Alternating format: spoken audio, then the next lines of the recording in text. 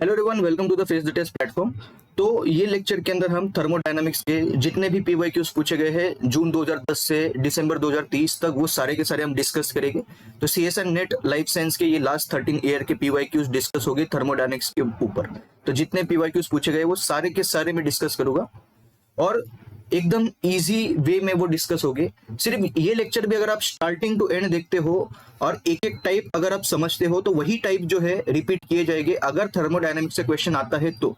ठीक है, तो भले ही आप थर्मोडायनामिक्स के लिए प्रिपेयर नहीं कर रहे हो, लेकिन अगर आप ये लेक्चर देख लेते हो फिर भी ये बहुत ज्यादा चांसेस है कि आप वो क्वेश्चन सॉल्व कर पाओगे अगर वो एग्जाम में आया तो, क्योंकि फ्रीक्वेंटली आज कंसेप्ट जो है वो रिपीट किए जाते हैं बार बार in different life science entrance exams. ठीक है, तो सिर्फ 1 घंटे का लेक्चर होगा और उसके अंदर ये सारे के सारे आपके पीवाईक्यूज हो जाएंगे और आपका ये चैप्टर भी कंप्लीट हो जाएगा। ठीक है, तो क्वेश्चन नंबर 1 बोल रहा है equilibrium constant K of non covalent interaction between two non bonded atoms of two different groups was measured at 27 degree Celsius. It was observed that the value of K is 100। The strength of this non-covalent interaction in terms of Gibbs free energy change is, ये पूछा गया है CSR NET दिसंबर 2011 में part C section में। तो देखते हैं कैसे इसको सॉल्व करना है। सबसे पहला रूल आपको ये पता होना चाहिए कि थर्मोडायनेमिक्स के ऊपर अगर क्वेश्चन आया तो टेम्परेचर जो डिग्री सेल्सियस में होता है उसको मैं केल्विन में कन्वर्ट करूंगा। आपको ये पता होना चाहिए कि 0 डिग्री सेल्सियस मतलब 273 केल्विन। ठीक है, अगर 27 डिग्री की बात हो रही है तो मैं इसमें क्या करूंगा, 27 ऐड कर दूंगा, 27। तो ये कितना हो जाएगा फिर 273 प्लस 27 कितना हो जाएगा भैया,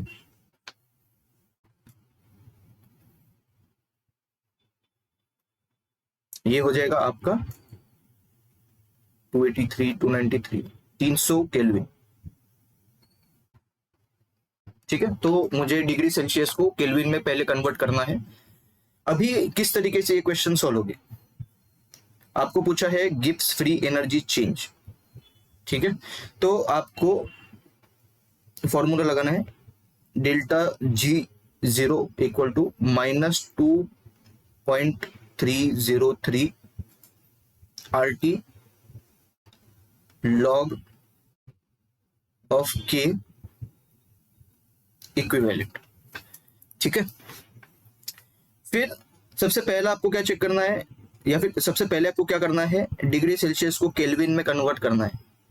दूसरा आपको ये चेक करना है कि क्वेश्चन के अंदर या फिर ऑप्शन के अंदर कौन सा यूनिट दे रखा है। तो आपको दे रखा है कैलोरी पर मोल। ठीक है, ये दूसरा मैंने चेक किया। तीसरा मुझे फॉर्मूला लिखना है और बाद में इसको सॉल्व करना है।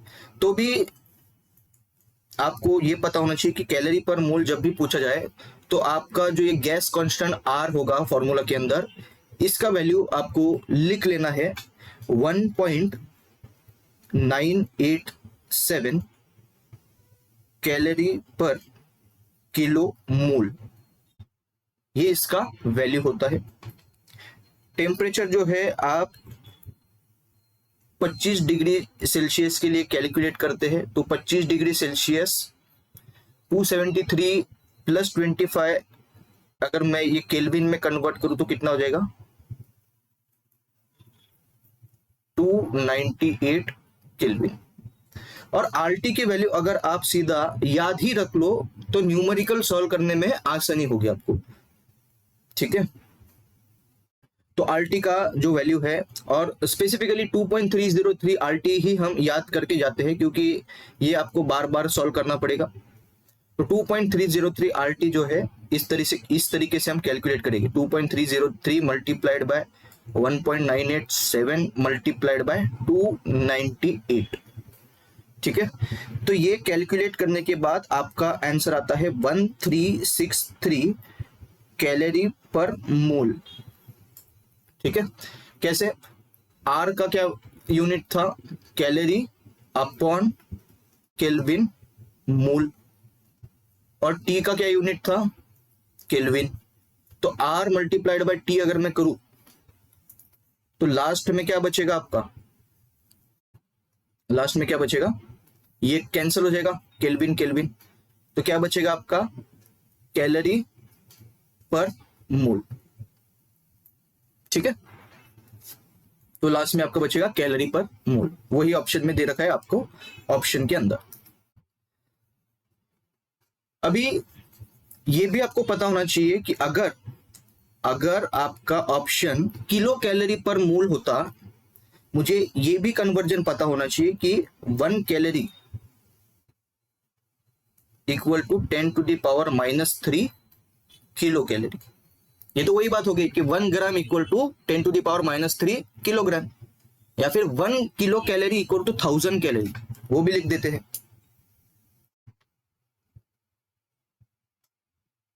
1000 कैलोरी। ठीक है, ये कन्वर्जन भी पता होना चाहिए। तो 1363 कैल पर मोल को अगर मुझे किलो कैल पर मोल में कन्वर्ट करना होगा तो मैं क्या करूंगा, 1363 को डिवाइड बाय 1000 करूंगा तो वो हो जाएगा 1.363 kilo cal per mole.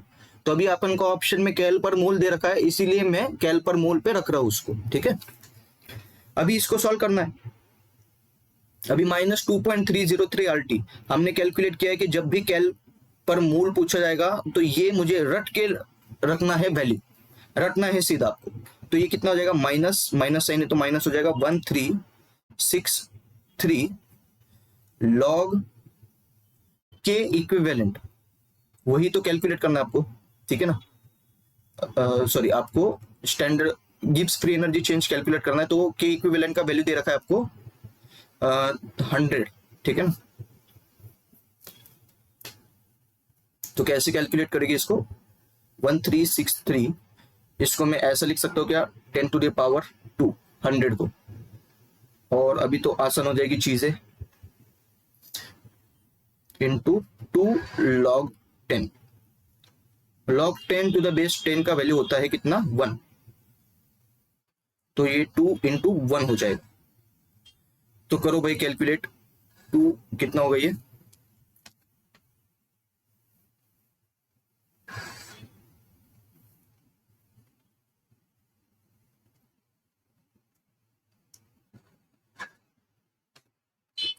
uh, 1363 multiplied by 2, तो ये आ रहा है आपका 2726।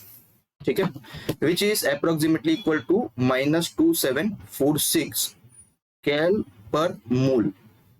तो आपका ऑप्शन सेकंड जो है ये करेक्ट आंसर है।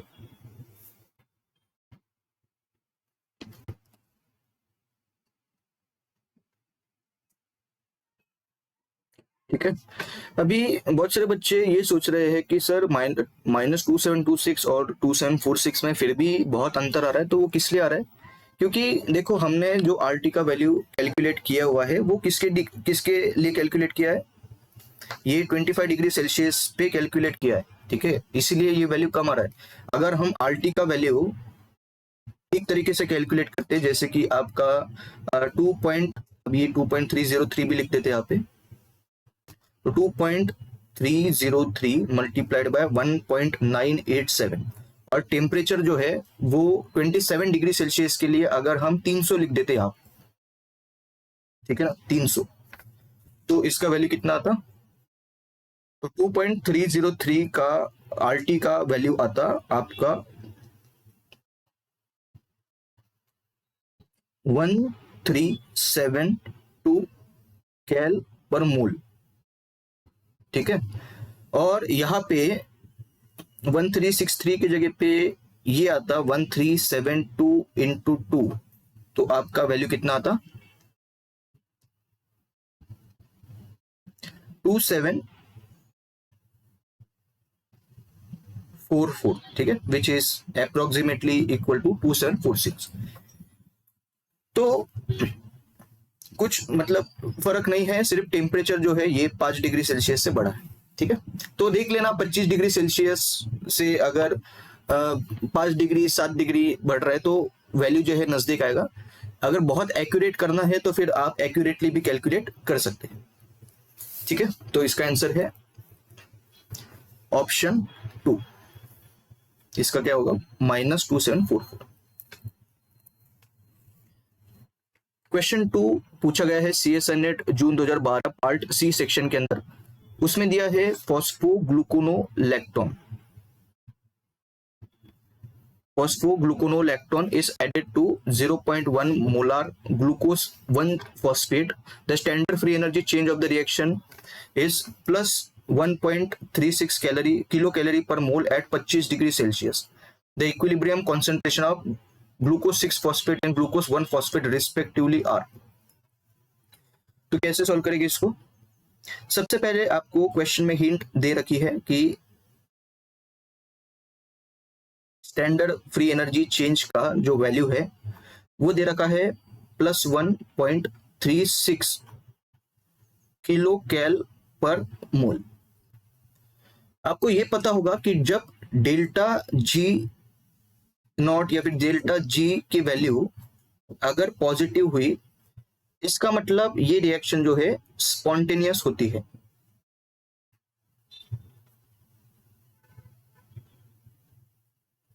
ठीक है, इसका मतलब आपका जो रिएक्शन होगा वो फॉरवर्ड चलेगा। कैसे चलेगा? फेवर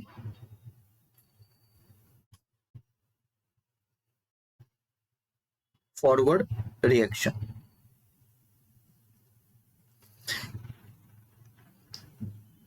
अगर डेल्टा जी की वैल्यू नेगेटिव हुई, अरे यार ये उल्टा कर दिया, ये उल्टा कर दिया, ठीक है ना, ये नेगेटिव के लिए है, नीचे पॉजिटिव के लिए, ये नेगेटिव के लिए है, ये पॉजिटिव के लिए। ठीक है, ये नॉन स्पॉन्टेनियस होगा।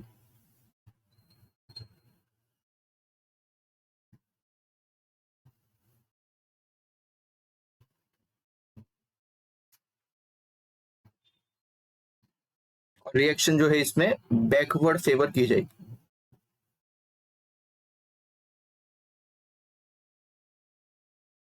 ठीक है, तो पॉजिटिव 1.36 का वैल्यू है, तो हमको ये पता चल रहा है, रिएक्शन लिख लेते हैं नीचे, G6P और ये है ग्लूकोज 1-फॉस्फेट।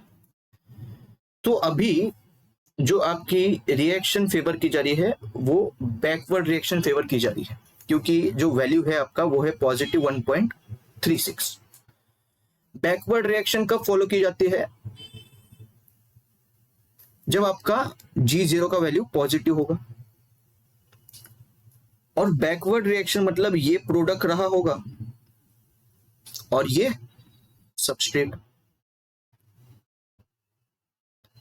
अगर प्रोडक्ट सबस्ट्रेट में कन्वर्ट हो रहा है, इसका मतलब सबस्ट्रेट का कॉन्सेंट्रेशन बढ़ेगा और प्रोडक्ट का कॉन्सेंट्रेशन टाइम के साथ घटेगा। Substrate is glucose six phosphate and product is glucose 1-फॉस्फेट।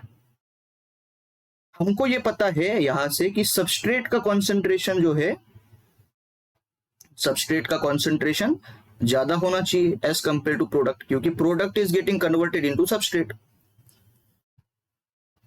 और G6P एंड G1P रिस्पेक्टिवली के वैल्यूज दे रखे ऑप्शन के अंदर। हमको ये पता है कि G6P ज्यादा होना चाहिए एज कंपेयर टू G1P, क्योंकि G6P सबस्ट्रेट है, G1P प्रोडक्ट है। ऑप्शन सी देखो, यहां पे तो उल्टा केस नजर आ रहा है आपको, तो ऑप्शन सी और डी तो आपने जगह पे ही एलिमिनेट किया। ठीक है, अभी हम क्या करेंगे, इसको कैलकुलेट करेंगे। इसको कैलकुलेट करने के लिए के इक्विवेलेंट निकालना पड़ेगा। के इक्विवेलेंट आपको पता है कि product of the multiplication of concentration of product upon concentration of substrate.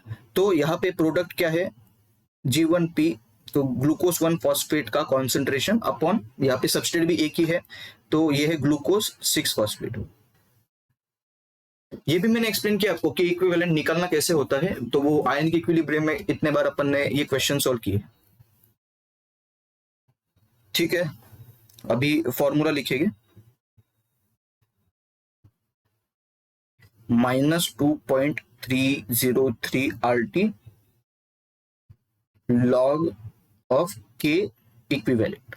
ठीक है, डेल्टा जी जीरो की वैल्यू दे रखी है 1.36, लेकिन ये किस में दी है, किलो कैल पर मोल में।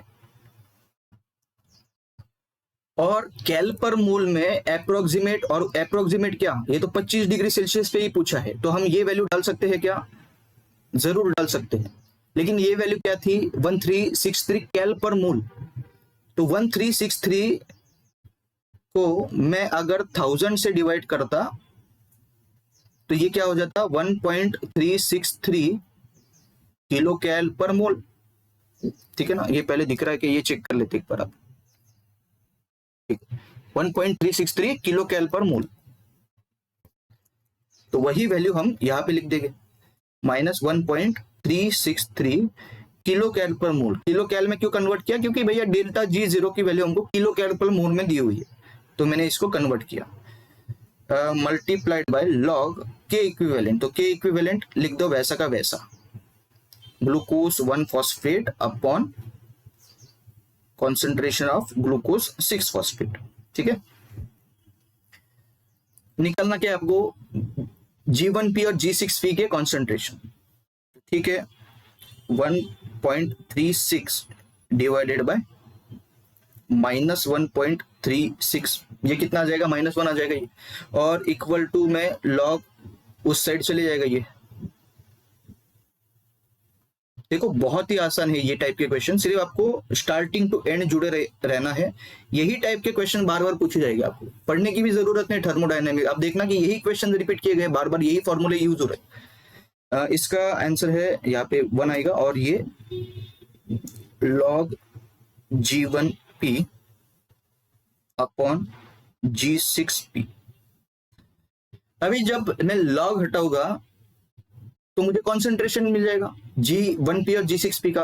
तो log हटाने के लिए मुझे एंटी लॉग लेना पड़ेगा, एंटी लॉग -1, और ये हो जाएगा आपका G1P अपॉन G6P। अभी बहुत सारे बच्चों को एंटी लॉग भी नहीं निकलता आता है, तो कैसे निकलना होता है ये, -1 मतलब एंटी लॉग -1 मतलब 10 टू द पावर, जो ब्रैकेट के अंदर है वो मैं पावर में लिखूंगा, 10 लिख देना है। एंटी लॉग किसका निकलना है, -1 का निकलना है, तो 10 के ऊपर मैं आग बंद करके -1 लिखूंगा, तो ये आपका एंटी लॉग निकल के आ जाएगा। तो ये आपको मिला इसका आंसर।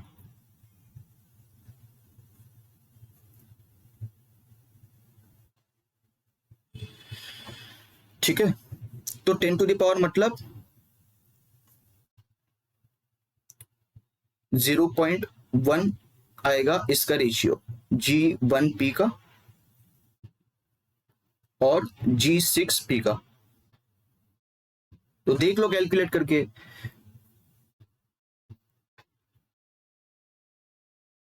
ये किसके लिए है, ये वाली जो वैल्यू है ये दी हुई है G6P की, और ये वैल्यू है G1P की।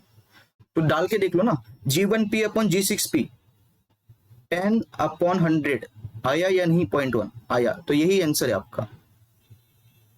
ठीक है, ऑप्शन ए आंसर नहीं है, 0.1 नहीं आएगा आंसर। ठीक है, या फिर आप इसको इस तरीके से भी लिख सकते हैं। अभी मैं थोड़ा गायब हो जाता हूं यहाँ पे, सिर्फ यही लेक्चर आप एंड तक देखो, आपका सारा थर्मोडायनामिक प्रिपेयर हो जाएगा। तो 0.1 को मैं ऐसा लिख सकता हूँ क्या, 1/10, हाँ लिख सकते हैं। तो 1 मिलीमोलर, या फिर इसको ऐसे भी लिख सकते हैं G1 phosphate upon G6 phosphate. Option 2 में देखो क्या है, G1 फॉस्फेट 10 है, तो भैया 10/100 को मैं 1/10 लिख सकता हूँ या नहीं लिख सकता, लिख सकता हूँ। तो आपका ऑप्शन बी जो है ये करेक्ट आंसर है आपका। ठीक है, बहुत ही आसान क्वेश्चन था ये, सिर्फ फॉर्मूला बेस्ड क्वेश्चन है, बाकी का कुछ भी नहीं है इसके अंदर।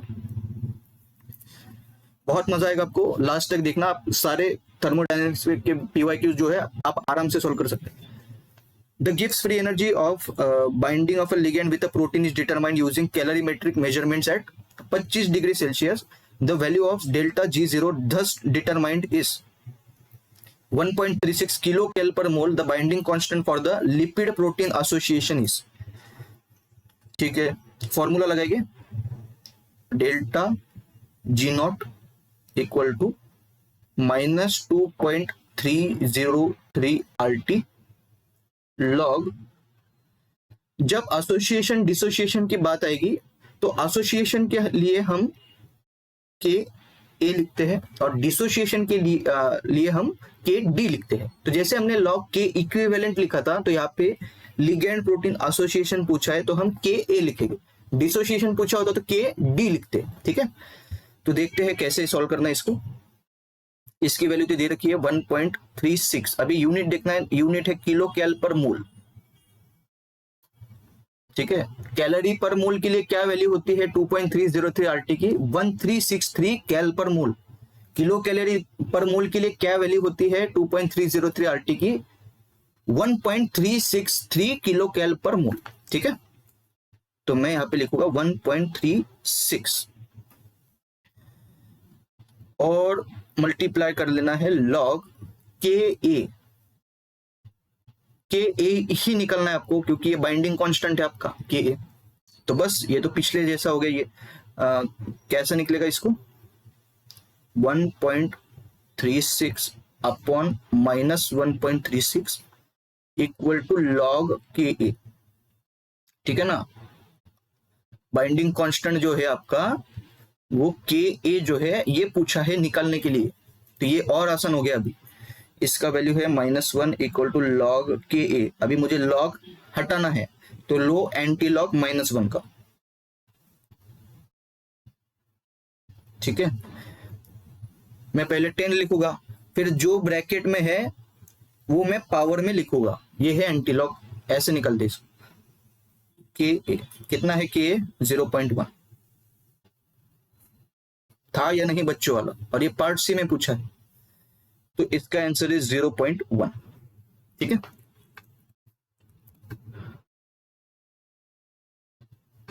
the internal energy of a gas increases by 1 joule where it is compressed by a force of 1 Newton through 2 meters. The heat change of the system is। ये पूछा गया है CSN नेट जून 2014 पार्ट सी के अंदर।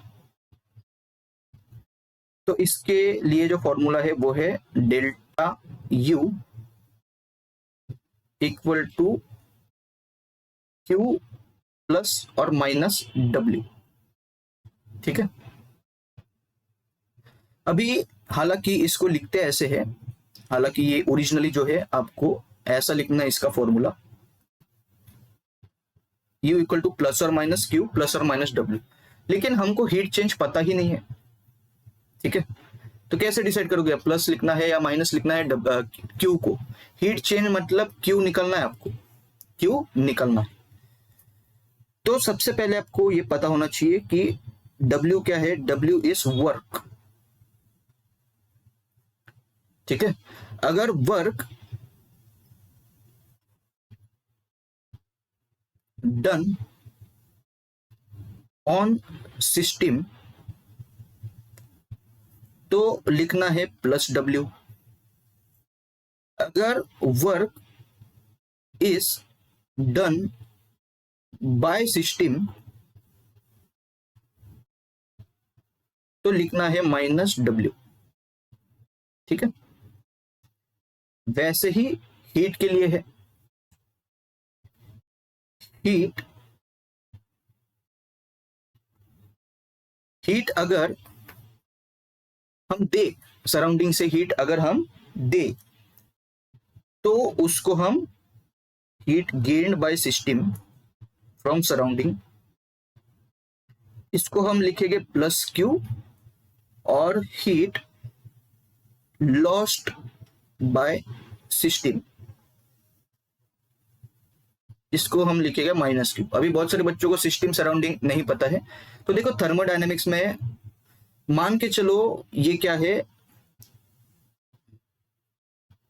ये इस तरीके से मैंने कप ड्रॉ कर लिया। ठीक है,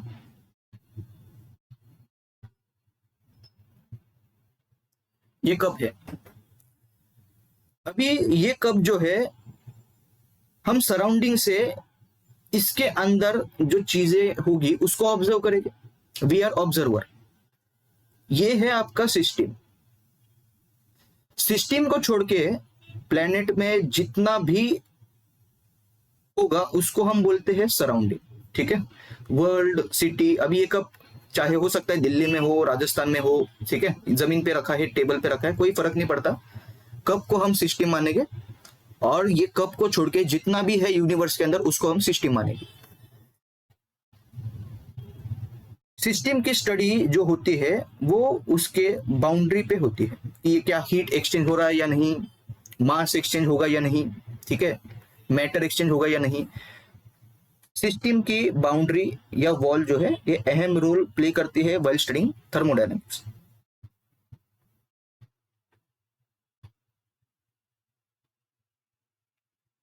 और सिस्टम और सराउंडिंग मिलके बनाता है यूनिवर्स।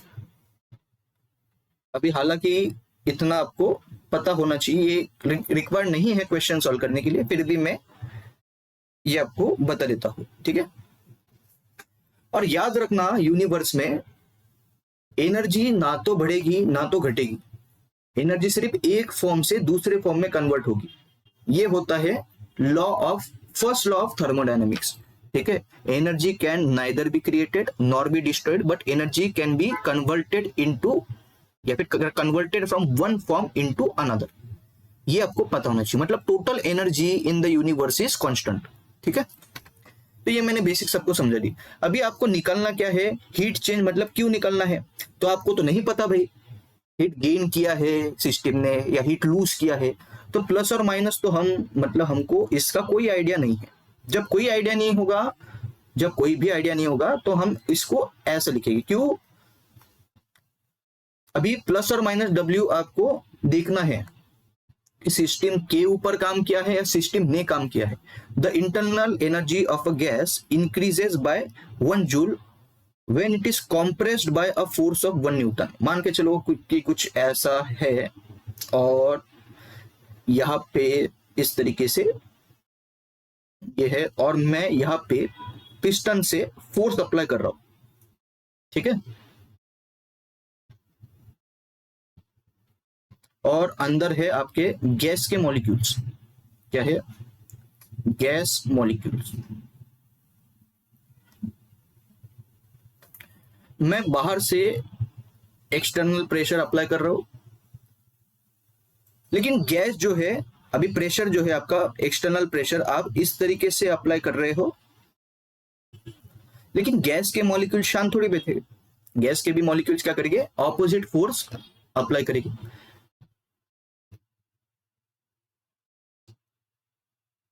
तो यहां पे अगर मैं P pressure exerted by gas लिख दूं तो ये भी शांत नहीं बैठेगी, ये ऑपोजिट फोर्स या प्रेशर जो है अप्लाई करेगी।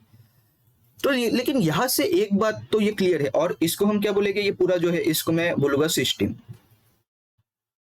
ठीक है। तो आपने क्या किया, बाहर से फोर्स अप्लाई किया, मतलब work is getting done on system. तो ये फॉर्मूले में हम प्लस डब्ल्यू लेंगे, माइनस डब्ल्यू नहीं लेंगे, ठीक है। ये लॉजिक था इसके अंदर, और ये समझाने के लिए मुझे ये पूरा आपको समझाना पड़ा, ठीक है। तो अभी आसान है, इंटरनल एनर्जी जो है वो यू होते, यू से रिप्रेजेंट करते, और U2 माइनस U1 होता है डेल्टा यू। क्यू आपको नहीं पता, ठीक है। वर्क को मैं फोर्स इंटू डिस्प्लेसमेंट लिख सकता हूं क्या, हाँ लिख सकते हैं सर, फोर्स इंटू डिस्प्लेसमेंट।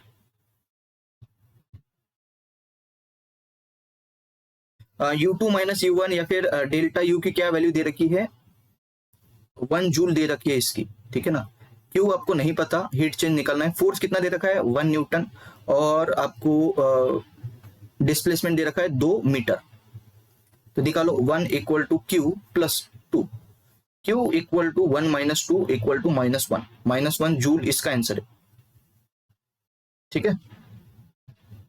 तो ये इतना टाइम नहीं लगना चाहिए था ये क्वेश्चन सॉल्व करने के लिए, लेकिन मुझे एक्सप्लेन करना था आपको, क्योंकि मैं अज्यूम कर रहा था कि आपको कुछ भी नहीं पता है, तो मैंने स्टार्टिंग फ्रॉम स्क्रैच आपको ये चीजें समझाई इन दिस न्यूमेरिकल। तो हो सकता है कि अगर आपका थर्मोडायनेमिक वीक हो या फिर आपको आइडिया नहीं है, तो आपको पूरा आइडिया आ गया होगा ये न्यूमेरिकल कैसे सॉल्व करना है, क्योंकि हो सकता है इसके ऊपर एक और न्यूमेरिकल पूछा जाए और उसके अंदर वर्क, अभी जैसे ये वर्क डन और सिस्टम है तो वर्क डन बाय सिस्टम पूछा जाए, तो आपको ये भी आइडिया हो जाएगा कि कब ये फॉर्मूले के अंदर आपको प्लस और माइनस क्यू लिखना है, प्लस और माइनस डब्ल्यू लिखना है। तो ये बहुत अहम रोल प्ले करेगा, ठीक है। और मोस्टली आपको अगर ये टाइप का क्वेश्चन आया तो आपको ऑप्शन ऐसे नजर आएंगे कि एक पॉजिटिव है तो सेम उसका नेगेटिव होगा, एक पॉजिटिव है तो सेम उसका नेगेटिव होगा, ठीक है। क्योंकि बच्चे इसमें गड़बड़ करेंगे, कब पॉजिटिव क्यू लेना है, कब नेगेटिव क्यू लेना है, कब पॉजिटिव डब्ल्यू लेना है, क्यों कब नेगेटिव डब्ल्यू लेना है, ठीक है।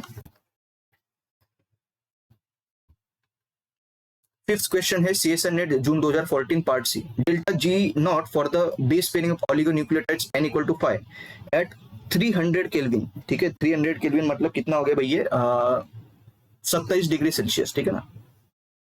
इज माइनस 18 किलो जूल पर मोल, what would be the approximate value of the equilibrium constant की, ठीक है। ये भी आसान है, ठीक है। जितने हमने प्रीवियस टाइप के क्वेश्चंस किए हैं ये वही टाइप का क्वेश्चन है।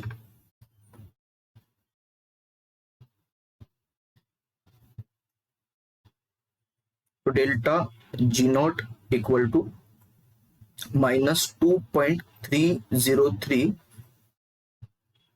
RT log के इक्विवेलेंट, क्योंकि इक्विलिब्रियम कांस्टेंट निकालना है। तो सबसे पहले आपको इनके वैल्यूज लिख लेने हैं। क्या लिख लेने हैं? वैल्यूज। तो इसके वैल्यूज जो है मैं आपको बता देता हूं क्या क्या लिखना है। अभी सबसे पहले ये किलो जूल पर मोल है। अभी तक हम किलो कैल पर मोल में खिल रहे थे। अभी किलो जूल पर मोल में अगर पूछा है तो आरटी का वैल्यू चेंज हो जाएगा। तो किलो जूल पर मोल जब पूछेंगे तो कैपिटल आर का जो वैल्यू लेना है वो सभी को पता है, 8.314 जूल पर केल्विन मोल, ठीक है। टेम्परेचर तो वही रहेगा 25 डिग्री सेल्सियस, लेकिन इसको केल्विन में लिखना है अपन को। तो 273 प्लस 25 298 केल्विन, ठीक है। और कैलकुलेशन के लिए 2.303 RT अगर कैलकुलेट करोगे आप तो क्या निकल के आएगा,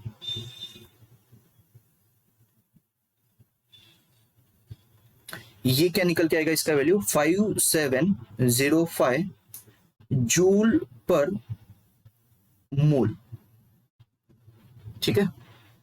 और अगर यही किलो जूल पर मोल में पूछा है तो इसको मैं 1000 से मल्टीप्लाई करूंगा, सॉरी डिवाइड करूंगा। 5.705 जूल पर किलो जूल पर मोल,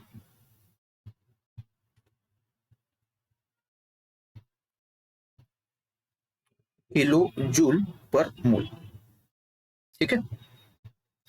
तो आसान है। अभी ये डेल्टा जी नॉट की वैल्यू दे रखी है -18 किलो जूल पर मोल और -2.303 RT की वैल्यू क्या रखोगे आप, -5.705 5.705, क्योंकि ये भी किलो जूल पर मोल में हमने कन्वर्ट किया। और बस लॉग के इक्विवेलेंट पूछा है आपको। 3 बार यही टाइप का क्वेश्चन पूछा गया, तो आप खुद देख सकते हैं। Log K equivalent equal to -18 upon -5.705, कितना होगा ये,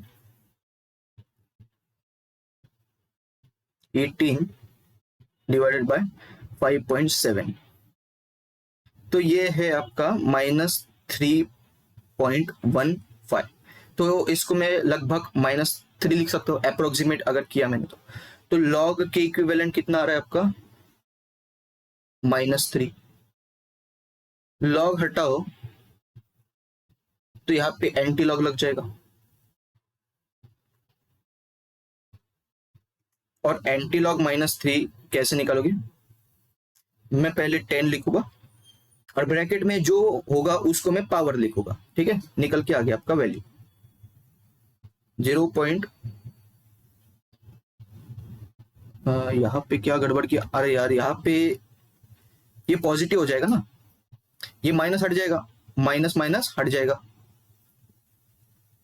ये +3 होगा, ठीक है। तो ये गड़बड़ कर दिया मैंने, ये +3 होगा, ठीक है।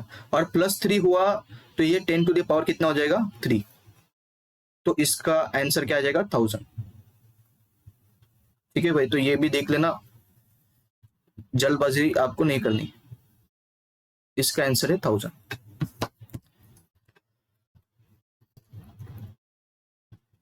Reaction of glutamate and ammonia to glutamine and water has a value of plus 14 kilojoule per mole for delta G naught. This is coupled with the ATP reaction. ATP plus water gives ADP plus phosphate. The delta G naught for this reaction is minus 30 kilojoule per mole. The delta G naught in kilojoule per mole for the coupled reaction glutamate plus NH3 plus ATP gives glutamine plus ADP plus phosphate under equilibrium condition is. ठीक है, तो कैसे करेंगे इसको ये देखते हैं। CSN net June 2014 part C में पूछा गया क्वेश्चन है। तो ये सॉल्व करने के लिए आपको एक चीज पता होना चाहिए, वो चीज आप लिख लो कि standard free energy change.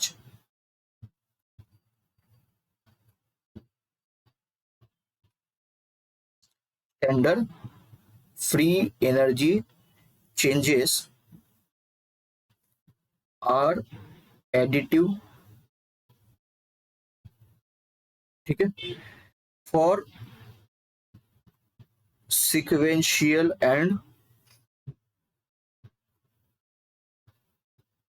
Coupled reaction.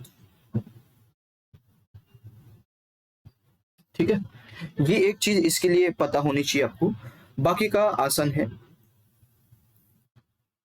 Reaction of glutamate and ammonia,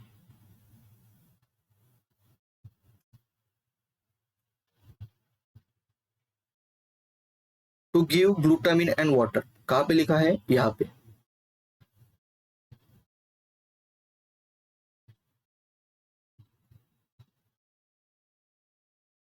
कितना है इसका डेल्टा जी नॉट का वैल्यू, इसका दे रखा है प्लस 14 किलो जूल पर मोल। और दूसरा रिएक्शन है ये ATP plus water gives ADP plus phosphate। Delta G not का वैल्यू दे रखा है -30 किलो जूल पर मोल, और आपको निकलना है डेल्टा जी नॉट ओवरऑल। ठीक है, तो ये अभी सीक्वेंशियल और कपल्ड रिएक्शन है, एक रिएक्शन दूसरे के साथ कपल्ड की जा रही है, और तब आपको ये रिजल्टेंट रिएक्शन कपल्ड वाली दे रखी है। तो जब भी सीक्वेंशियल और कपल्ड रिएक्शन की बात आए तो आपको क्या करना है, ये सीधा दो डेल्टा जी नॉट के वैल्यूज को ऐड कर देना है। क्या करना है, ऐड करना है।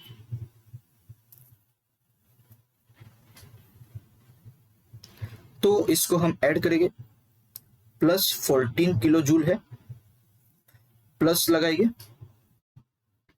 और इसको ऐड करेंगे -30 किलो जूल। तो 14 - 30 कितना है भाई, 14 और 13 16। ठीक है, तो इसका आंसर है 1। तो इस तरीके से ये सॉल्व करना है। तो ऐसे भी टाइप के क्वेश्चन जो है 2 बार पूछे गए हैं नेट के अंदर, तो ये अगेन आसान है बहुत। 7th क्वेश्चन बोल रहा है the life time of a peptide bond in proteins is very large, it is approximately कितना 1000 years. Which statement below is incorrect with respect to stability of peptide bond. CSN NET दिसंबर 2014 part C में पूछा गया question है। अभी देखो, आपको ये पता है कि जब भी बॉन्ड हाइड्रोलिसिस होगा और बॉन्ड टूटता है तो एनर्जी क्या होती है, रिलीज होती है। इसीलिए तो जब एटीपी टूटता है तो ट्रेमेंडस अमाउंट ऑफ एनर्जी से रिलीज।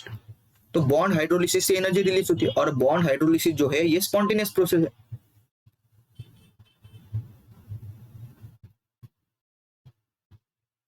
स्पॉन्टेनियस प्रोसेस कब होगी, जब डेल्टा जी की वैल्यू क्या होगी, नेगेटिव होगी। और ये बोल रहा है the free energy of hydrolysis is positive and large, ये तो नेगेटिव होना चाहिए, इसकी वैल्यू क्या होनी चाहिए, नेगेटिव। तो ये आपका इनकरेक्ट आंसर है। और इनकरेक्ट वाला आपको पूछा। ठीक है, क्लियर है?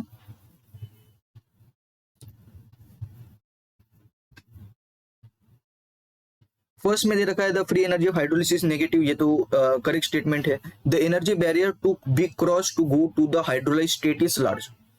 इतना ज्यादा एनर्जी बैरियर होता है कि वो हाइड्रोलाइज स्टेट तक क्रॉस नहीं हो पाता, इसीलिए आपका जो पेप्टाइड बॉन्ड है उसका हाइड्रोलिसिस भी नहीं हो पाता, इसीलिए वो जिंदा रह सकता है या फिर मेंटेन रह सकता है इवन एट 1000 years या फिर even for 1000 years। the peptide bond can be hydrolyzed by 6 normal HCl at 100 degree Celsius. तो ये तो मतलब डायरेक्ट स्टेटमेंट था बायोकेमिस्ट्री का, और सी वाला भी स्टेटमेंट सही है, तो बी वाला इनकरेक्ट है और इनकरेक्ट पूछा है। The standard free energy change delta G naught per mole for the reaction A to B at 30 degree Celsius in open system is -1000 calorie per mole. What is the approximate free energy change when the concentration of A and B are 100 micromolar and 100 millimolar respectively? CSR net June 2016 part C में पूछा गया question है। तो जब ये दो values दी हुई होगी एक ही क्वेश्चन के अंदर, तो आपको ये फॉर्मूला लगाना है, delta G equal to delta G not plus 2.303 RT, ठीक है, लॉग के इक्विवेलेंट। ठीक है, तो यहां पे रिएक्शन दे रखी है आपको ए टू बी वाली,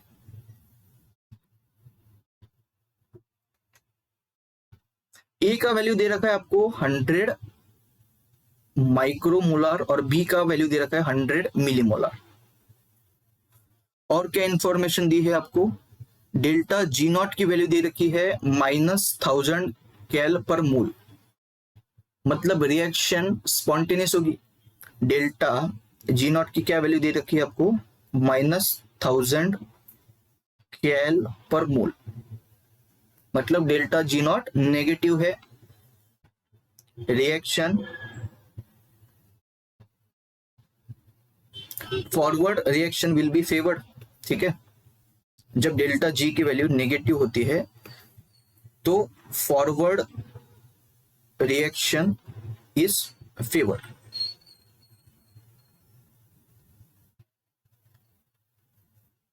ठीक है, इसका मतलब ए का कन्वर्जन बी में होगा, और ये ए जो है आपका ये सबस्ट्रेट है, टाइम के साथ साथ इसका कॉन्सेंट्रेशन कम होगा और बी का बढ़ता जाएगा, क्योंकि रिएक्शन कैसी चलेगी, फॉरवर्ड। और के equivalent is nothing but multiplication of the concentration of products upon concentration of substrate. तो यहाँ पे मल्टीप्लीकेशन तो होगा ही नहीं, क्योंकि प्रोडक्ट एक ही बन रहा है विच इज बी। ठीक है, तो यहाँ पे ऐसे इसको लिखेंगे -1000 कैल पर मोल। अभी कैल पर मोल दिया हुआ है आपको, कैल पर मोल, किलो कैल पर मोल नहीं है, तो कैल पर मोल में आपकी वैल्यू आपको पता होगी कि आप कितने लिखते हैं, 1360। ठीक है, और लॉग के इक्विवेलेंट को मैं प्रोडक्ट अपॉन सबस्ट्रेट लिख सकता हूं।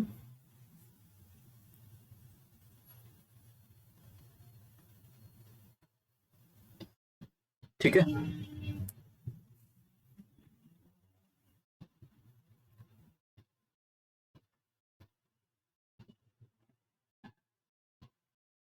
कितना हो जाएगा ये, 1000 + 1360 लॉग, प्रोडक्ट क्या है, बी है। ठीक है, तो बी का कितना दे रखा है, 100 मिलीमोलर अपॉन 100, सबस्ट्रेट का कितना, 100 माइक्रोमोलर। कितना हो गया ये,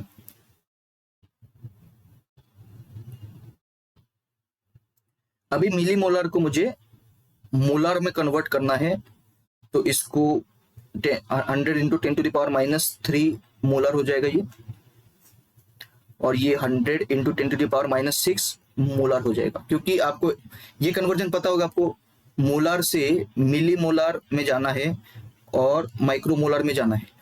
तो यहाँ पे मोलर से मिली मोलर में जाना है तो 10⁻³ से मल्टीप्लाई करो, मिली मोलर से माइक्रोमोलर में जाना है तो 10⁻³ से मल्टीप्लाई करो, और मोलर से माइक्रोमोलर जाना है सीधा तो 10⁻⁶ से मल्टीप्लाई करो।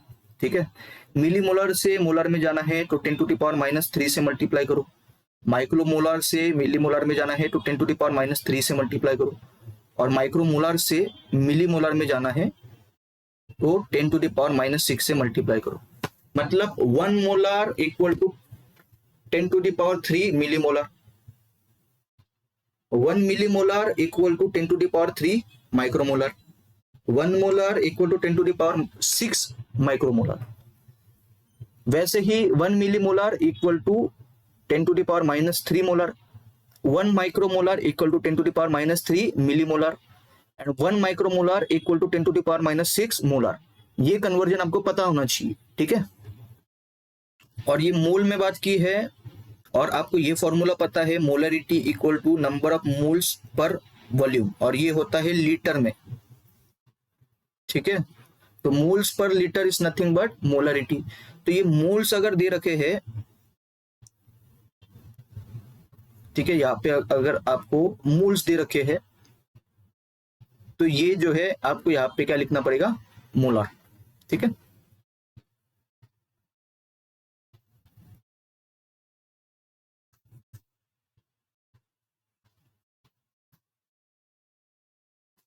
तो मोलर के लिए कन्वर्ट किया।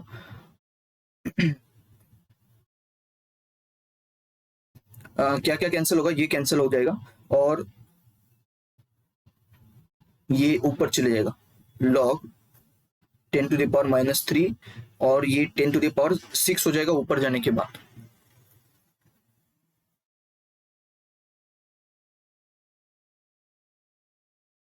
-3 + 6 10⁻³।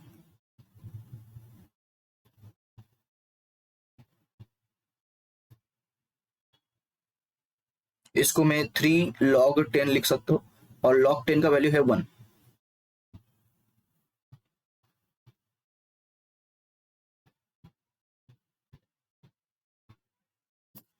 कितना आएगा, पहले मल्टीप्लीकेशन करेंगे बॉडमास रूल के हिसाब से। 1360 मल्टीप्लाइड बाय 3, 4080।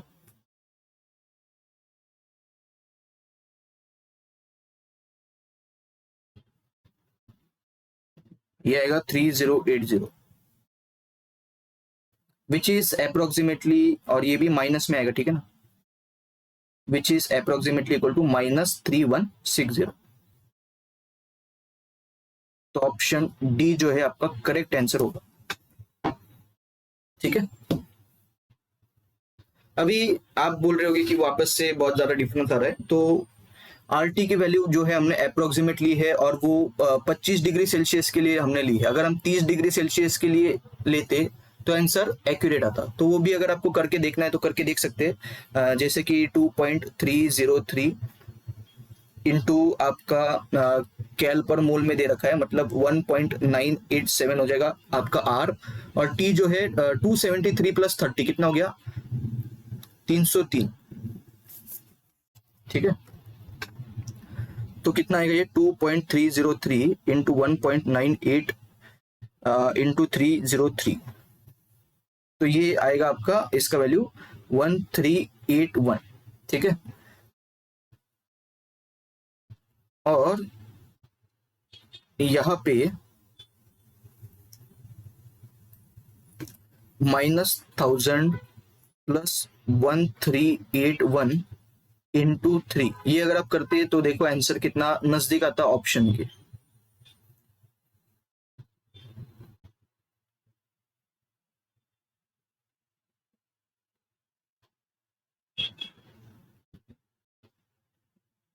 थ्री 143। ठीक है, और यार यहाँ पे ये तो चले जाएगा, नेगेटिव नहीं होगा, ये पॉजिटिव होगा, ये पॉजिटिव होगा और ये भी पॉजिटिव होगा। तो ये देखो आंसर के नजदीक है। ठीक है, आरटी कैलकुलेट करते वक्त हम 25 डिग्री सेल्सियस पे कैलकुलेट करते हैं टेम्परेचर की वैल्यू, इसलिए हम 1360 हमने लिया था। एक्यूरेट चाहिए तो आप एक्यूरेट भी कर सकते। ठीक है,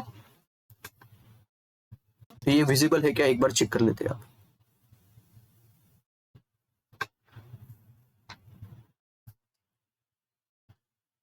ओके,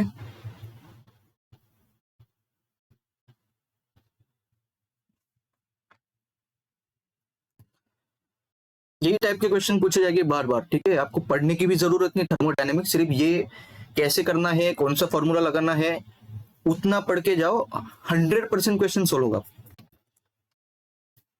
ये देखो क्या दिया है, equilibrium constant K equivalent of reaction is ratio of product to substrate, ये तो हमने देख लिया।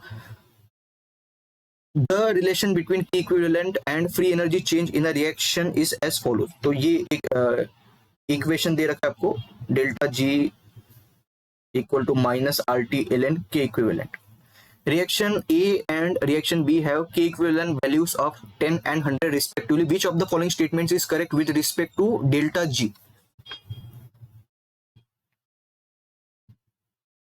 अभी आपको ये पता होना चाहिए कि ये जो फॉर्मूला है delta G dash minus R T L N K equivalent, ठीक है, इसको ही मैं ऐसा लिख सकता हूं, delta G dash equal to -2.303 RT log K equivalent. तो ln हट के अभी लॉग हो जाएगा।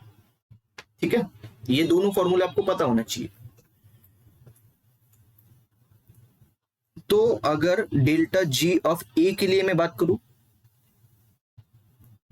ए के लिए अगर मैं बात करूं 2.303 RT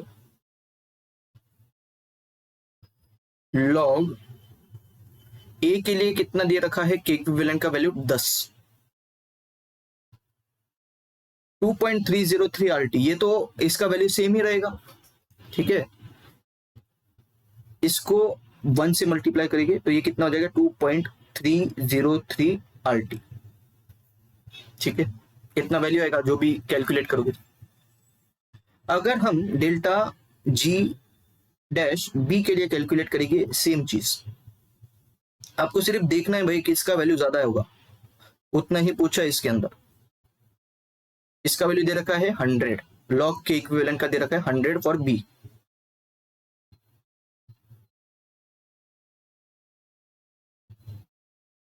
लॉग 100 का वैल्यू होता है 2, तो ये कितना आएगा, -4.606 RT। मान के चलो कि ये दोनों क्या है, कांस्टेंट है, कांस्टेंट ही होगी ये। लेकिन अगर आप चलो इसको अगर आप वैल्यूज भी डालते हो तो मुझे बताओ ज्यादा नेगेटिव वैल्यू किसकी आएगी, -4.606 RT की, और ज्यादा वैल्यू किसकी आएगी, इसकी। इसका मतलब delta G dash A is greater than delta G dash B. कहां पे दे रखा है, ऑप्शन बी में दे रखा है। ठीक है, इतना ही इसके अंदर पढ़ना था आपको, दूसरा कुछ करना ही नहीं था इसके अंदर। अब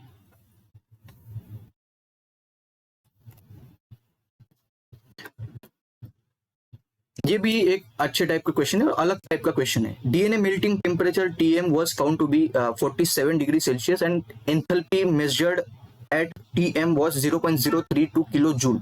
entropy change would be. CSR NET दिसंबर 2018 पार्ट सी में पूछा गया क्वेश्चन है। तो अभी इसके अंदर अलग फॉर्मूला अप्लाई होगा। कौन सा फॉर्मूला अप्लाई होगा, delta G equal to delta H minus T delta S. ठीक है, टेम्परेचर दे रखा है मेल्टिंग टेम्परेचर 47 डिग्री सेल्सियस। तो मैं क्या करूंगा, केल्विन में इसको पहले कन्वर्ट करूंगा। तो 273 प्लस 47 कितना होगा, ये 320 केल्विन। एंथैल्पी दे रखा है H का वैल्यू दे रखा है 0.032 किलो जूल। एंट्रोपी चेंज मतलब डेल्टा एस पूछा गया है, ठीक है। अभी डेल्टा जी आप सोच लोगे कि सर वैल्यू तो नहीं दी, तो आपको ये पता होना चाहिए कि at melting temperature delta G value is 0, और जब डेल्टा जी की वैल्यू 0 होती है it means that reaction is in equilibrium, ठीक है, is in equilibrium. Melting temperature पे आप क्या पढ़ते हो, सिंगल स्टैंडर्ड डीएनए जो होता है, अभी आप डबल स्टैंडर्ड डीएनए अगर आप हीट करोगे तो वो सिंगल स्टैंडर्ड डीएनए में कन्वर्ट होगा। और मेल्टिंग टेम्परेचर ये टेम्परेचर होता है कि आपका सिंगल स्टैंडर्ड डीएनए और डबल स्टैंडर्ड डीएनए दोनों 50% हो, तब आपका डेल्टा जी का वैल्यू 0 होगा, क्योंकि रिएक्शन क्या हो गई है, इक्विलिब्रियम अचीव कर चुकी है। ना तो अभी आपका रिएक्शन फॉरवर्ड जा रहा है, ना तो आपका रिएक्शन अभी बैकवर्ड जा रहा है। तो at melting temperature forward reaction rate is equal to backward reaction rate, which means reaction is in equilibrium, which means delta G का वैल्यू इज 0। बस अभी ये डेल्टा जी का वैल्यू 0 डालना है और इसको सॉल्व करना है। डेल्टा एच का कितना दे रखा है आपको, 0.032 दे रखा है, टेम्परेचर 320 और मल्टीप्लाइड बाय डेल्टा एस, ठीक है।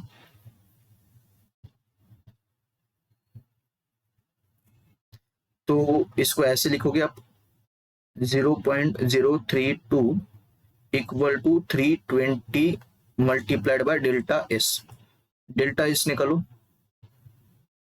0.032 अपॉन 320। इसको मैं ऐसे लिख सकता हूँ क्या, 320 इंटू 10⁻⁻3, 1 2 3, ठीक है। ये गया, बचा 10⁻⁻3। इसको मैं ऐसा भी लिख सकता हूँ 1 इंटू 10⁻⁻3 किलो जूल।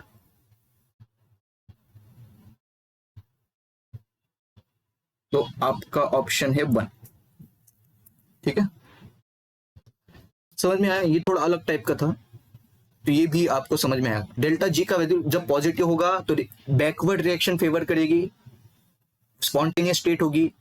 जब डेल्टा जी की वैल्यू नेगेटिव होगी तो स्पॉन्टेनियस प्रोसेस चलेगी, आपका रिएक्शन फॉरवर्ड वाला फेवर किया जाएगा। डेल्टा जी की वैल्यू अगर 0 होगी तो हमको पता चल जाएगा ना ही फॉरवर्ड रिएक्शन होगा ना ही बैकवर्ड रिएक्शन होगा, क्योंकि इक्विलिब्रियम पे आपका रिएक्शन वहां पे अटेंड कर जाएगा, ठीक है।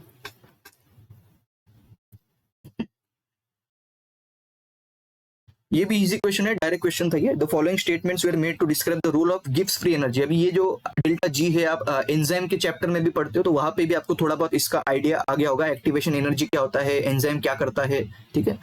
Which one of the following represent all correct statement, CSIR NET November 2020 evening shift part C. तो देखो इतने बार हमने डिस्कस किया कि रिएक्शन फॉरवर्ड चलेगी, रिएक्शन स्पॉन्टेनियस होगी जब डेल्टा जी की वैल्यू नेगेटिव होगी, तो ये तो करेक्ट स्टेटमेंट है, तो ए तो होना ही चाहिए। डेल्टा जी जब पॉजिटिव होगा तो नॉन स्पॉन्टेनियस होगा। Delta G provides no information about the rate of reaction, ये बात बिल्कुल सही है और ये याद रखने वाली चीज थी। डेल्टा जी जो है it will not provide any information about rate of reaction, वो फास्ट चलेगा स्लो चलेगा, डेल्टा जी का वो काम नहीं है। Rate of reaction is determined by enzyme, कि वो कितना एफिशिएंट है, ठीक है, उस पे रेट ऑफ रिएक्शन आप पता कर सकते हो। डेल्टा जी सिर्फ ये बताएगा कि रिएक्शन आपकी स्पॉन्टेनियस होगी, नॉन स्पॉन्टेनियस होगी, फॉरवर्ड रिएक्शन होगी, बैकवर्ड रिएक्शन होगी, लेकिन एंजाइम जो है वो डिटरमाइन करेगा रेट ऑफ रिएक्शन, वो बढ़ाता है रेट ऑफ रिएक्शन। तो डेल्टा जी जो है इससे कोई इंफॉर्मेशन नहीं मिलती अबाउट रेट ऑफ रिएक्शन, ये आपको पता होना चाहिए, ठीक है। नहीं पता होगा तो ये पॉइंट नोट्स में लिख दो। ये बहुत सारे बच्चों को क्वेश्चन सॉल्व नहीं करते आया और बहुत सारे एजुकेटर्स को भी ये एक्सप्लेन नहीं करते आया।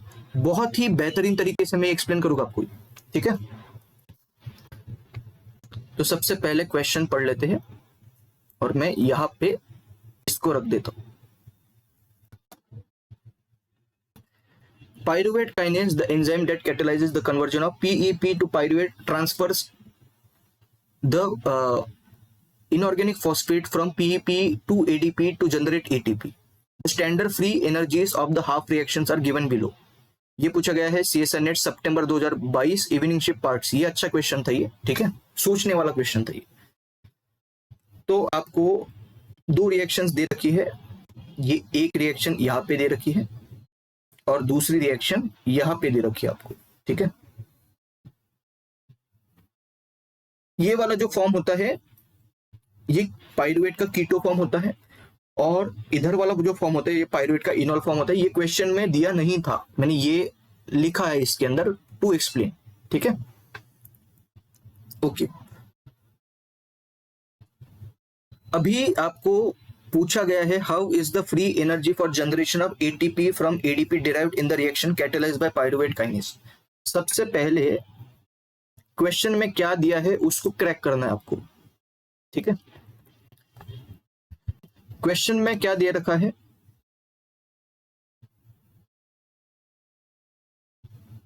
क्वेश्चन में ये दे रखा है कि आपका फॉस्फोइनॉल पाइरुवेट जो होता है उसके ऊपर पाइरुवेट काइनेज एक्ट करता है और पाइरुवेट काइनेज क्या करेगा, पाइरुवेट काइनेज और along with water hydrolysis reaction होगा और ये जो फॉस्फेट है ये इनऑर्गेनिक फॉस्फेट ये निकल जाएगा, ठीक है। पाइरुवेट काइनेज ने क्या किया, इनऑर्गेनिक फॉस्फेट को पीईपी से अलग किया और वो एडीपी के साथ बाइंड करवाया। आपको ये पता है कि एडीपी के साथ अगर इनऑर्गेनिक फॉस्फेट बाइंड करेगा तो ये क्या बनेगा, एटीपी, ठीक है।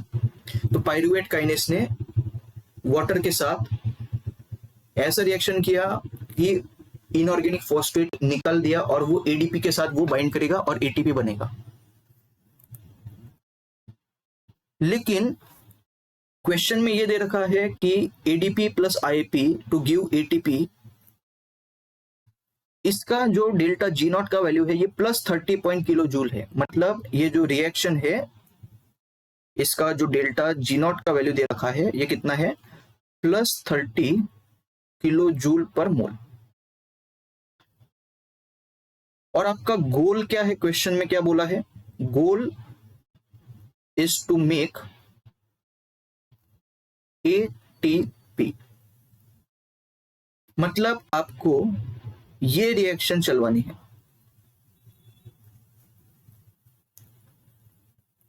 ठीक है। Forward reaction is our goal. लेकिन ये फॉरवर्ड रिएक्शन हो नहीं रहा, क्यों, क्योंकि डेल्टा जी नॉट का वैल्यू है +30। इसका मतलब उल्टा हो रहा है, इसके अंदर एटीपी का कन्वर्जन एडीपी में हो रहा है, उल्टे चीज चल रही है यहाँ पे, क्योंकि बैकवर्ड रिएक्शन चल रहा है। +30 का वैल्यू है मतलब ये बैकवर्ड रिएक्शन चल रहा है, हमको चाहिए फॉरवर्ड रिएक्शन, ठीक है। तो क्या करें, तो ऑप्शन 1 अगर आप पढ़ोगे तो उसमें दिया है कि एटीपी बन सकता है through coupling with keto enol tautomerism where the enol form of pyruvate is converted to keto form।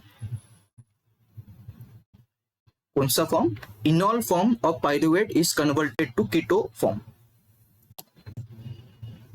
ठीक है। तो देखते हैं इसको,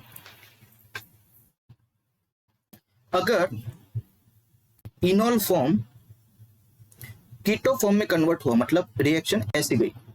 अभी तो रिएक्शन कैसी जा रही है, ये स्पॉन्टेनियस रिएक्शन थी तो ये फॉरवर्ड जा रही है। लेकिन अगर टॉटोमेरिज्म की वजह से ये जो इनॉल फॉर्म है ये अगर कीटो फॉर्म में चला जाए तो ये बोल रहा है कि चांसेस है एटीपी बनेगा। कैसे बनेगा, देखो ध्यान से, अभी ये अगर टूट जाए बॉन्ड, यहां पे अगर बॉन्ड ब्रेकेज हो जाए और ये पार्ट अलग हो जाए, this is PO PO4 3 negative, ये फॉस्फेट ग्रुप है। इसको कैसे लिखोगे आप?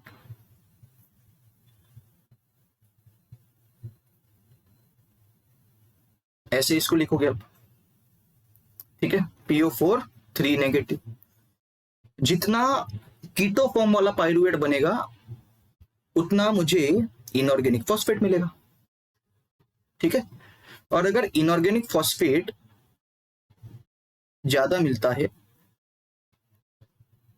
तो मेरी रिएक्शन जो है ये फॉरवर्ड जाएगी, ठीक है। कॉमन सेंस वाली बात है कि अगर मैं ये रिएक्शन को ऐसे लिखूं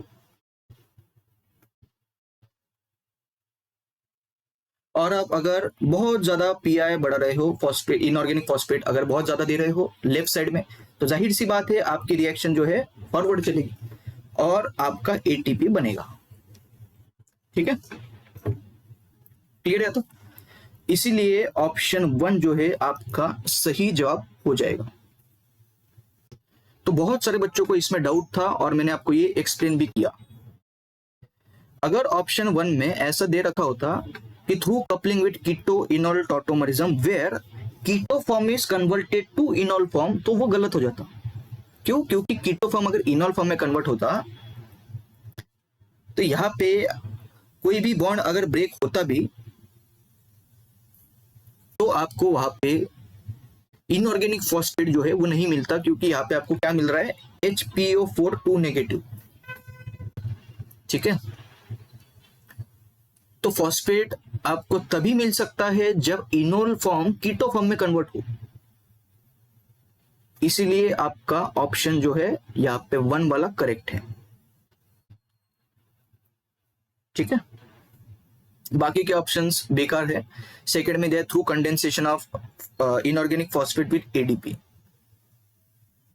ये तो होगा ही नहीं, क्योंकि पहले ही भैया डेल्टा G0 की वैल्यू जो है ये +30.5 चल रही है, तो बैकवर्ड रिएक्शन चल रही है, मतलब ये वाली रिएक्शन चल रही पहले, ठीक है। तो ये तो हो ही नहीं सकता। Through linking to proton motive force, out of syllabus, ये सीधा यहाँ पे कुछ लेना देना ही नहीं है प्रोटॉन मोटिव फोर्स का। डी में दिया through coupling with hydrolysis of pyrophosphate, तो मतलब ये बोल रहा है 2 फॉस्फेट निकलने चाहिए और उसको कपलिंग कर दो, ठीक है। तो ये भी नहीं होगा पॉसिबल। ये कंफ्यूज करने के लिए आपको ऑप्शन डी दे रखा है, ऑप्शन 1 जो है आपका करेक्ट आंसर है, ठीक है। तो ये अच्छे टाइप का क्वेश्चन था। जरूरी नहीं है कि हर बार ये टाइप के क्वेश्चन सॉल्व हो, क्योंकि बहुत सारे बच्चों को अगर ये पता ही नहीं है कीटो फॉर्म कौन सा, इनॉल फॉर्म कौन सा है, तो आप ये क्वेश्चन सॉल्व नहीं कर सकते, ठीक है। फिर भी टेंशन नहीं लेना है, बहुत सारे आपके एग्जाम्स में ऑप्शन होंगे, तो ये टाइप के क्वेश्चन को आप इग्नोर करके सॉल्व कर सकते हो बाकी के टाइप के क्वेश्चन, ठीक है। और आप भी देख सकते हो, मतलब 13 साल में एक क्वेश्चन ऐसा है टेढ़ा, तो टेंशन नहीं लेना आपको। ये पार्ट बी में पूछा गया है CSN नेट जून 2023 में मॉर्निंग शिफ्ट के अंदर। In part be the standard free energy change kilo joule पर mole of hydrolysis of glucose 1 phosphate is, ठीक है। तो भैया ये डायरेक्ट क्वेश्चन था, इसका कुछ कर नहीं सकते हम, इसका आंसर है -20.9, तो ऑप्शन डी जो है इसका सही जवाब है। डायरेक्ट क्वेश्चन और बहुत ज्यादा इन डेप्थ क्वेश्चन, ठीक है।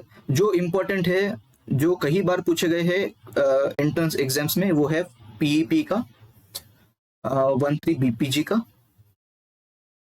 फिर आपका एटीपी का, ठीक है। ये बहुत बार पूछे जाते हैं एंट्रेंस एग्जाम के अंदर, और सबसे कम वाला ये, ठीक है। हो सके तो ये 4 आप याद रख के जा सकते हो, वरना बहुत रेयरली ही यहाँ से क्वेश्चन आएगा, ठीक है, लीस्ट चांसेस है। लेकिन ये जो 4 वैल्यू से ये मोस्टली पूछे गए हैं, तो ये 4 आपको याद होगा तो अच्छी बात हो जाएगी, ठीक है। लेकिन आपको इस बार सीधा उन्होंने ग्लूकोज 1 फॉस्फेट के बारे में पूछ लिया था, इतना आप याद नहीं कर सकते तो आपको ऑप्शन नहीं है। इसलिए तो पार्ट बी में 50 में से 35 सॉल्व करना होता है, उसमें भी अगर आप 28 सॉल्व करते हो, 25 सॉल्व करते हो, तो मोर देन इनफ है, ठीक है।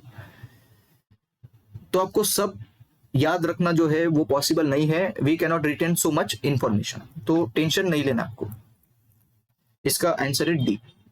तो ये सारे के सारे पीवाईक्यूज हमने सॉल्व किए लास्ट 13 ईयर में, जितने भी आए थे उतने सारे के सारे एक एक टाइप जो है मैंने सॉल्व करवाया है, मतलब A to Z सारे के सारे क्वेश्चन सॉल्व करवाए। सिर्फ ये लेक्चर देख के जाओ, ये फॉर्मूले याद रख के जाओ, आपका क्वेश्चन 100% सॉल्व होगा, ठीक है, क्योंकि ये टाइप के क्वेश्चन वो रिपीट कर रहे हैं, आपने भी खुद देखा। तो आई होप ये लेक्चर बहुत ही ज्यादा हेल्पफुल रहा होगा। So see you in the next lecture, thanks for watching.